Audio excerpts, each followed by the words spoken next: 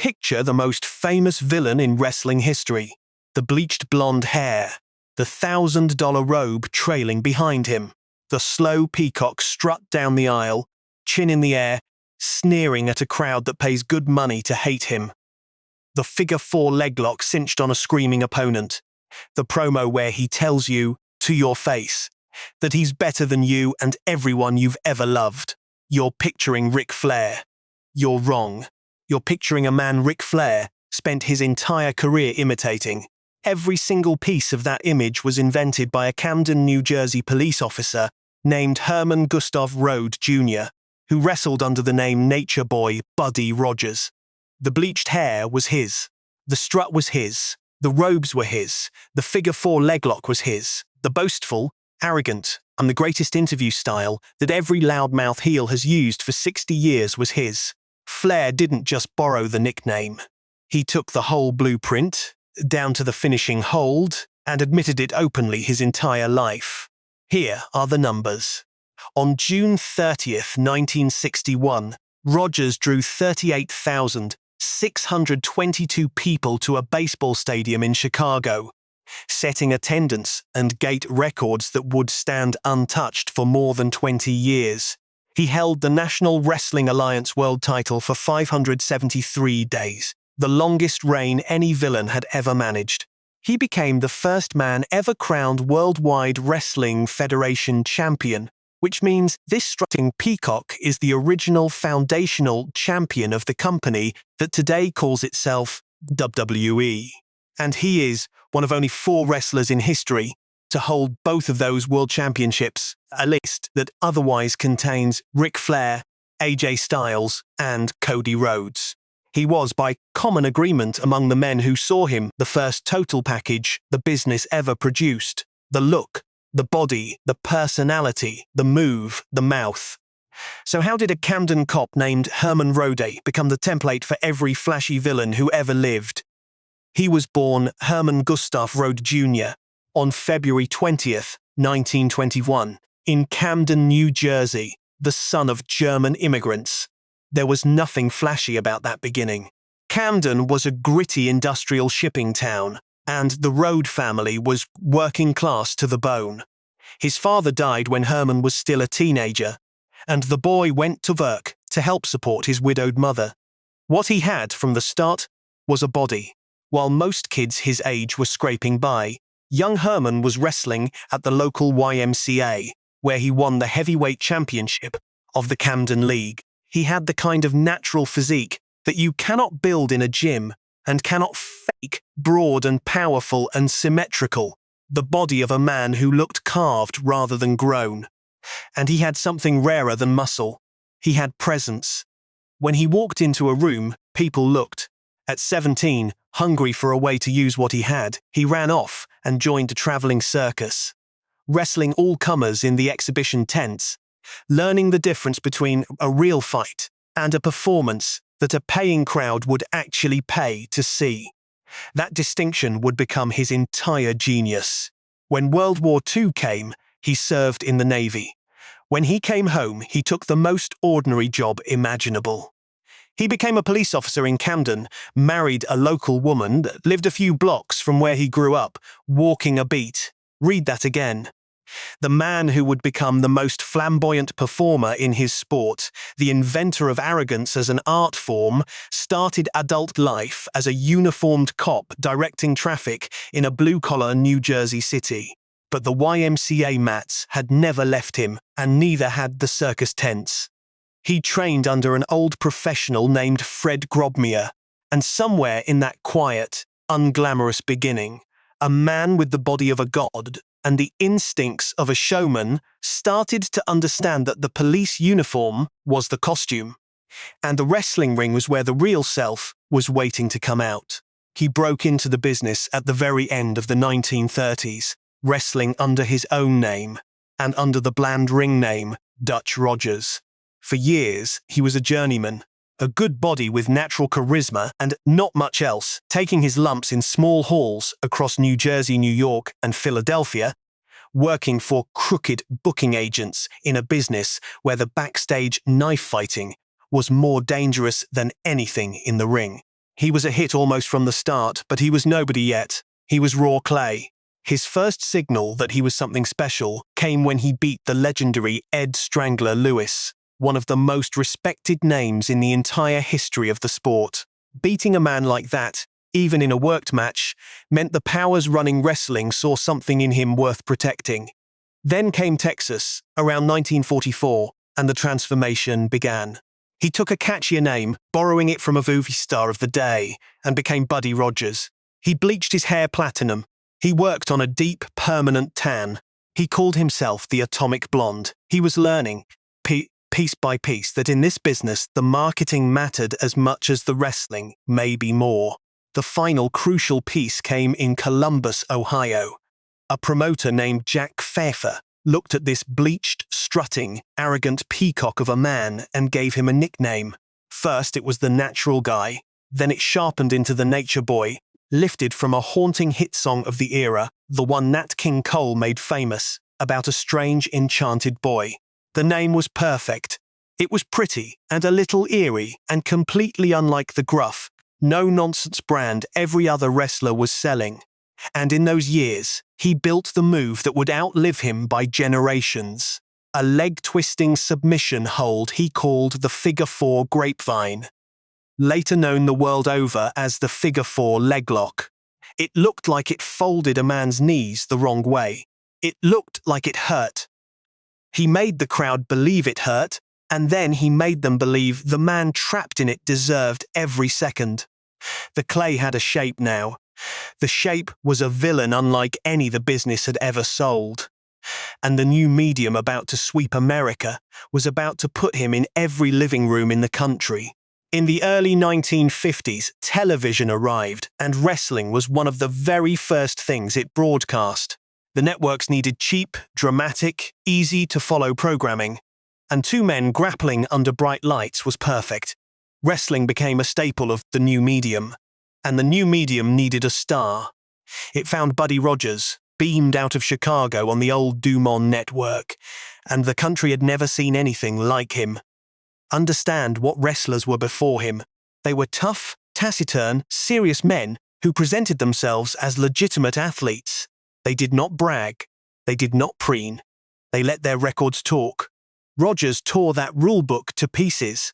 He strutted. He posed. He flashed his bleached hair and his tan and his robes at audiences who had only ever seen working-class men in plain trunks. And when the interviewer put a microphone in front of him, he did not talk about respect for his opponent. He bragged. He sneered. He told the viewers that his opponents were pathetic, beneath him, unworthy of breathing his air. After one of his biggest victories, he grabbed the microphone, looked into the camera, and crowed, "To a nicer guy. It couldn't happen." It became his catchphrase. It was pure, weaponized arrogance, and the audience responded exactly the way he wanted. They didn't just dislike him. They burned to see him lose. They bought tickets, drove for hours, and packed arenas for the single purpose of praying that tonight, finally, somebody would shut his mouth. That is the invention. That is the thing he gave the business that it had never had. The heel you pay to hate. The villain whose job is not to be respected but to be despised, and whose value is measured precisely in how badly the crowd wants to see him beaten. And he protected the illusion with a genuine menace that the cartoonish strut concealed. There is a story, repeated for decades, that when a reporter had the nerve to ask him to his face whether professional wrestling was fake, Rogers answered by locking him in the Figure 4 and wrenching it until the man's knee tendons tore. True or embellished, the legend tells you everything about how seriously he took the character. The peacock in the robe was selling a fantasy, and he would hurt you to keep it real. Even the woman who worked early in the 1950s as his valet, a young performer who would later become the most famous woman in wrestling under the name Moolah, learned that the charm and the ruthlessness lived in the same man. But here is the wall, and it is a strange one, because it has nothing to do with the crowd. The crowd was his. The problem was everyone else in the locker room. Rogers' flashy act and the political power that came with his drawing ability made the other wrestlers seether. They thought he was a fraud, more performer than grappler. They thought he used his backstage influence to bury men he didn't like. And in a brutal, secretive business, full of men who could genuinely hurt each other, that resentment was not just gossip. It was a loaded gun pointed at his career and eventually at his body. The thing that turned Rogers from a regional television curiosity into a national force was that he did not just perform.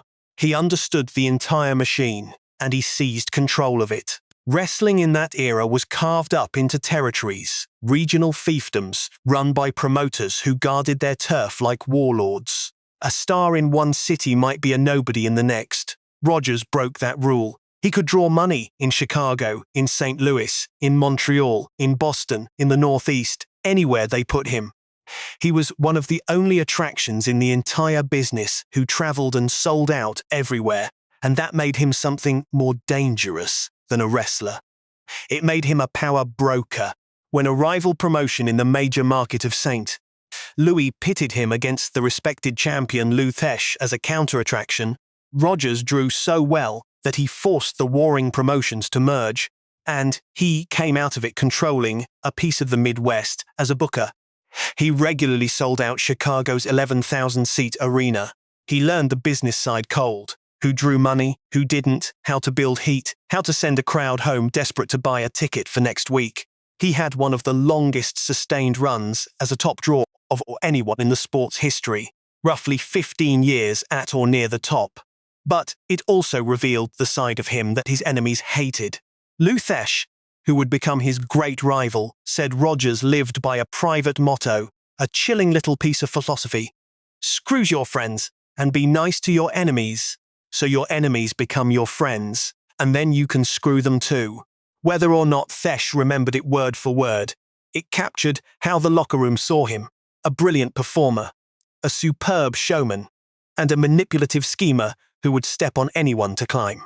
By 1961, the political winds that had once held him back had finally turned in his favor. The most powerful body in wrestling, the National Wrestling Alliance, was ready to do something it had never done. It was ready to put its most prestigious prize, the World Heavyweight Championship, around the waist of a strutting, sneering, bleached blonde villain. For the first time, the bad guy was going to be the king. To understand the mountain Rogers climbed, you have to understand the man standing on top of it. And the man standing on top was the polar opposite of everything Rogers was. His name was Pat O'Connor, and he was the reigning NWA World Champion. A clean-cut, technically brilliant grappler from New Zealand, the kind of legitimate, respectable athlete the championship had always crowned. O'Connor was what the establishment thought a world champion was supposed to be. Rogers was the thing the establishment had spent its whole existence keeping away from that belt. This was not just a match, it was a referendum on what wrestling was about to become. June 30th, 1961. Comiskey Park, Chicago, a baseball stadium. And they came. 38,622 people poured through the gates. A crowd so enormous it set attendance and gate records that no wrestling event in America would surpass for more than 2 decades. Think about that scale. Decades later, when Hulk Hogan was selling out domes, he was finally chasing a bar that this strutting villain had set in a baseball park in 1961. The match was a best-of-3 falls war. Rogers took the first fall with the figure 4, folding O'Connor's legs while the giant crowd roared.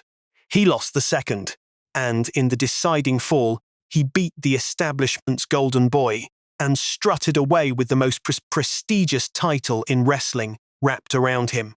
He took the microphone, the entire stadium boiling, and gave them the line. To a nicer guy, it couldn't happen. The villain was the world champion. The blueprint was complete. What followed was a reign of 573 days, the longest any heel had ever held that title. Every territory wanted him, because every territory's hero got a payday and a sold-out building by challenging the despised Nature Boy. Promoters, who had spent careers crowning humble, respectable champions, suddenly understood the math. A hero the crowd merely admired sold some tickets, but a villain the crowd genuinely loathed sold the building out. Rogers was proof, night after night, that hate was the more profitable emotion. He was the most valuable single attraction in the sport. And that is exactly when it began to fall apart, because Buddy Rogers had spent 15 years making enemies, and now those enemies came to collect. It started in a dressing room in Columbus, Ohio. Two legitimately tough wrestlers, Bill Miller and Carl Gotch, men who genuinely resented Rogers' arrogance and his backstage power, confronted him and broke his arm. Not in a match. In the locker room, a real assault by his own colleagues. Then, in Montreal, the feared Kowalski broke his leg in the ring. The most glamorous man in wrestling was being physically dismantled by the very peers who hated his act. And the people who ran the National Wrestling Alliance, watching their champion pile up injuries and enemies, made a decision. They wanted the belt off of him, and they wanted it on Lou Thesz, the respectable old guard, the man who publicly despised Rogers. The trouble was that nobody fully trusted Rogers to lose on purpose, so the promoter built a cage of safeguards around the match. It would be a single fall, not the traditional best of three, to limit Rogers' chances to improvise. And every champion in that era had to post a $25,000 bond, an enormous sum held by the Alliance for the length of his reign. Rogers was warned, cooperate or lose the bond to charity. On January 24, 1963, in Toronto, Rogers dropped the title to Thesz. And that single title change cracked the entire wrestling world in half, because the powerful promoters of the Northeast, Vincent J. McMahon and Toots Mondt, did not believe Lou Thesz could draw money in their territory. They wanted their guy, the box office magnate, the Nature Boy. So they did something radical. They tore up their membership in the National Wrestling Alliance and started their own company, the Worldwide Wrestling Federation. And they crowned a champion. To explain how he won it, they invented a tournament in Rio de Janeiro that never happened, handed Rogers a brand new belt on television, and declared him the first Worldwide Wrestling Federation world champion. Sit with the weight of that. The company that was founded in that split, the company that exists because promoters wanted Buddy Rogers as their champion, is the company known today as WWE. The original champion, the foundation stone of the largest wrestling empire on earth, is this strutting Camden cop. Every WrestleMania, every billion-dollar television deal, traces its lineage back through a chain of champions to one man, and that man is Buddy Rogers. But the reign that launched an empire lasted barely a month, because the body that his enemies had been breaking was about to fail him completely. Sometime in the spring of 1963, Buddy Rogers' chest started to tighten. By the accounts, his side told for the rest of his life, he suffered a heart attack. The man who had been the most durable, most glamorous physical specimen in the sport, the body carved like a statue, was suddenly a 42-year-old whose own heart was betraying him. His new bosses, McMahon and Mondt, went into a quiet panic. Their brand new company was built on this champion, and their champion's heart was failing. They needed the title off of him fast, onto someone strong, someone safe, someone who could carry the company for years. They chose a powerfully built young hero named Bruno Sammartino, and on May 17, 1963, inside Madison Square Garden, the reign of the original Nature Boy ended in 48 seconds, less than a minute. The man who had headlined stadiums, who drew 38,000 to a ballpark, was pinned almost before the bell stopped ringing, and a new hero was crowned. And here is where the story refuses to resolve cleanly, the way the best stories often do. Rogers always insisted the heart attack was real, that he was dragged into that ring weeks after a genuine medical emergency, that his body simply could not produce anymore, and he knew it was over. Bruno Sammartino, who lived for decades afterward and stayed sharp until his final months, told a colder version. that Rogers faked the heart attack to dodge a low-paying card, that he was wrestling every day right up to that match, and that when Rogers got cold feet about losing, Bruno looked him in the eye in the middle of the garden and gave him the ultimatum, the easy way or the hard way. We will probably never know. There is no film of the match. The records are gone. Two proud men told two different stories until they died. But strip away the dispute and look at the human being at the center of it. Whatever the truth, this was the end. The most influential performer his sport had ever produced, the man who built the template, watched his 15-year reign at the top vanish in 48 seconds in front of the very crowd he had taught to hate him. The peers he seemed against had broken his arm and his leg, and now, whether from his heart or from the politics, he was finished. The strut was over. After the garden, Buddy Rogers all but disappeared. For years he surfaced only in fragments, a short tag match here, a minute-long singles bout there, often standing on the ring apron while a partner did the actual work, his ravaged body no longer able to do what it once did. The most famous villain in wrestling faded into a ghost, and then, in 1979, he came back for the single most important cameo of his life. By then, there was a new nature boy in the business.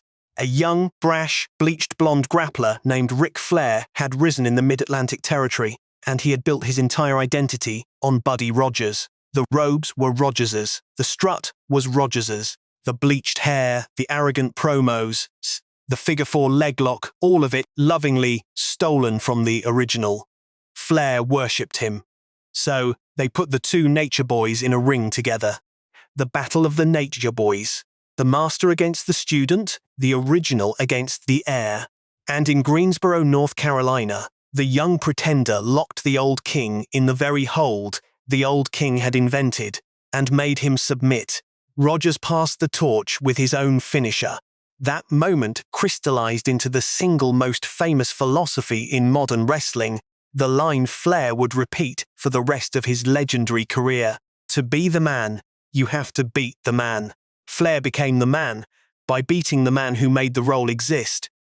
Rogers spent his final wrestling years as an elder statesman, managing a stable of less charismatic stars in the territories, then returning to the company he'd once been champion of to host an interview segment called Rogers' Corner, even helping to turn the high-flying Jimmy Snuka into a beloved hero. The arrogant young schemer had, with age, mellowed into a respected veteran, a living link to the birth of the business. He never stopped wanting one more moment in the lights. At the age of 70, he agreed to a comeback match against a third nature boy, a younger wrestler named Buddy Landel, one last strut for old time's sake. The promotion went out of business before it could happen, and on June 26, 1992, Herman Gustav Rode Jr. suffered a massive stroke and died. 2 years later, the company he had once carried inducted him into its Hall of Fame. Strip away the robes and the bleach and the figure-4, and look at what actually happened here. A working-class kid from a German immigrant family in Camden, New Jersey, lost his father young, served in the Navy, and came home to walk a beat as a cop. He had nothing exotic about him. He had a great body and an instinct sharpened in circus tents for the difference between a fight and a show. And from those plain beginnings, with no model to copy because no model existed, he built something out of thin air that every great villain in his sport would spend the next 60 years copying. He invented the idea that a wrestler could be hated on purpose, that arrogance could be a product, that you could make a crowd pay to despise you, and that their hatred was worth more than any cheer. He understood before anyone that wrestling was not a contest you watched. It was an emotion you bought. The strut, the bleach, the boast, the robe, none of it was about athletics. All of it was about feeling, about giving a paying crowd a perfect, gleaming, infuriating target for everything they wanted to see torn down. The cop from Camden didn't change his dream so much as discover that the ring was the only place big enough to hold the performer the YMCA mats and the circus tents had quietly been building. He couldn't out-wrestle Lou Thesz. He didn't need to. He out-imagined the entire business. So where does he actually rank? And you have to be honest, because the honest answer is layered. If the question is pure wrestling ability, Rogers does not top the list, and his rivals would tell you so loudly. Luthesh, his great foil, was a more legitimate, more technically gifted grappler, a man who could genuinely stretch an opponent into submission. The establishment always considered Thesh the real article and Rogers the flashy fraud. On craft alone, that argument has teeth, and he had a forerunner. Before Rogers, there was Gorgeous George, the original glamorous showman who taught wrestling that a robe and a haughty attitude could draw a crowd. Rogers did not invent showmanship from nothing. What he did was take the spark George lit and forge it into a complete, repeatable character, a heel built on arrogance and athleticism together, and he made it the most valuable act in the sport, something George never quite managed. But change the question. Ask who was more influential, who left a deeper fingerprint on what wrestling became, and the debate is not close. Luthesh, for all his greatness, did not spawn a lineage. Buddy Rogers did. The cocky, strutting, sneering, peroxide blonde villain is, today, almost a cliché, and that is the ultimate proof of his impact. A thing copied so many times it became a stock character.